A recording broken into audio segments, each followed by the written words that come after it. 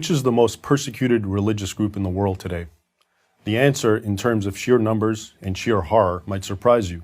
It's Christians, specifically Christians living in Muslim-majority countries, countries where Christians often preceded Muslims by centuries. I'm not talking about war on Christmas type harassment. I'm talking about know your place or we're going to kill you persecution. Astonishingly, the Western mainstream media barely acknowledge what is happening. Let's look closer at this issue. It tells us a lot about the world we're living in. 100 years ago, 20% of North Africa and the Middle East, the birthplace of Christianity, was Christian. Today, Christians make up 4% of the population. Much of that decline has occurred in the last decade. In essence, Muslims are rendering North Africa and the Middle East free of Christians. Take Egypt, for example, my ancestral homeland. In just the past 2 years, tens of thousands of Christian Copts have left Egypt. And many others want to leave, but they simply cannot afford to. Why they want to leave is no mystery. On New Year's Day, 2011, the Two Saints Church in Alexandria was bombed, leaving 23 Copts dead and 97 injured. In recent years, dozens of Coptic churches have been attacked, many burned to the ground. In August 2013 alone, the Muslim Brotherhood and its supporters attacked and destroyed some 80 churches.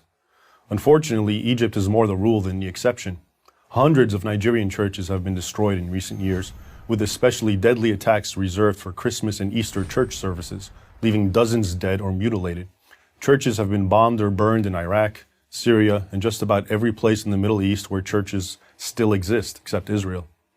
Christian businesses have been torched, Christian girls have been kidnapped, sold as child brides or slaves, and had acid thrown in their faces for not being veiled.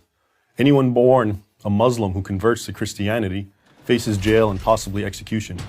The list of fresh atrocities by Muslims against Christians grows longer almost every day. Even in Muslim countries often portrayed as moderate, Morocco, Indonesia, Malaysia, Kazakhstan, Uzbekistan, Christian minorities are under legal pressure not to build churches or evangelize. The Christians in these Muslim countries are often identical to their co-citizens in race, ethnicity, national identity, culture, and language.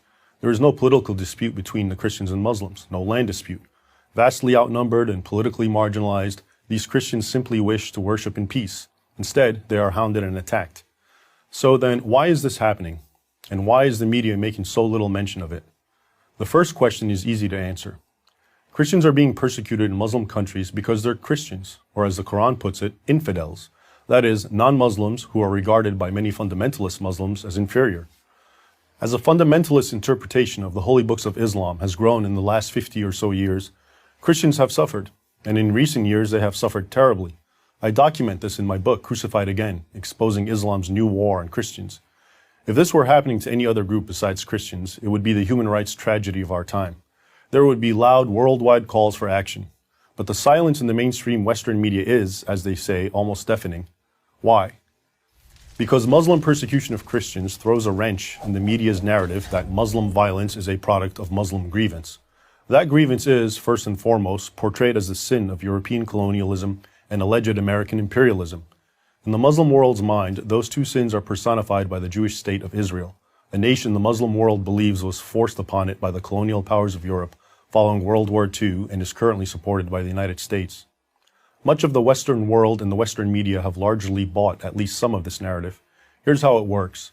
Because Israel, with the backing of the United States, is stronger than its Muslim neighbors, the media, while not defending Islamic terrorism, often portray terror against Israel, America, and even Europe as the actions of understandably angry underdogs fighting for what they deem justice. But what happens to this media narrative when Islamic terror is directed against a minority weaker than them? In this case, the millions of indigenous Christians throughout the Islamic world. The answer is that, rather than abandon this narrative, the media just don't report Muslim persecution of Christians, except for the most sensational cases.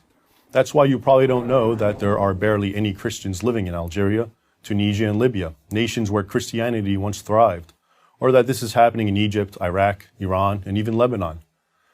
So yes, Christians are indeed the most persecuted religious group in the world today. But reporting it would violate the media's narrative of Christians as persecutors and Muslims as victims.